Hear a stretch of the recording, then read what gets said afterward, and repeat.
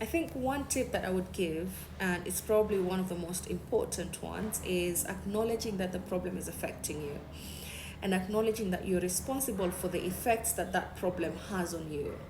Admitting that that problem is making you angry, that problem is making you irritable, it's making you unhappy, that problem is affecting your sleep, it's affecting your appetite, it's affecting your mood. And when it affects all of these aspects of your life, then it makes you generally that person, an unhappy person, an angry person, an irritable person.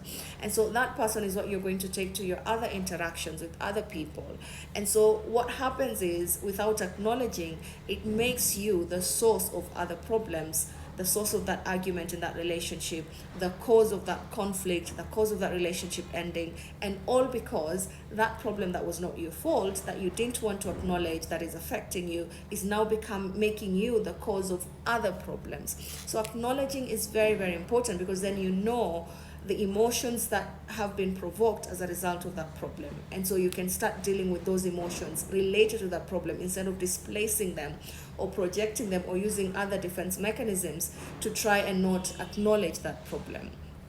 So acknowledgement is very, very important, because then it tells you there is a problem and then you have to take action on that problem.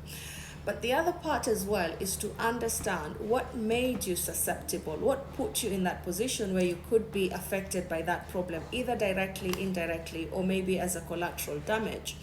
So what is the risk factor? What about your personality? What about your qualities? What about you, your interactions, or the people that you choose to interact with? What about those things that put you in that position so that you can prevent it next time? You'll see that a lot of us find ourselves in problems that have nothing to do with us, that we didn't cause. But repeatedly we found ourselves in positions where we are constantly predisposed to the consequences of problems that we didn't cause. And then not realizing that we find ourselves, again, becoming the cause of other problems in other people's lives. So acknowledging what's happening to you, how that problem is affected, even if it's not your life, it's not your fault, is very important. And then going back to understand what is the risk factor that put you in that position to be affected by that problem, so that you can be able to prevent it later. I know I'm speaking in general terms and it might not make a lot of sense, but if you have an example, specific example that you can share, then we can try to tackle it.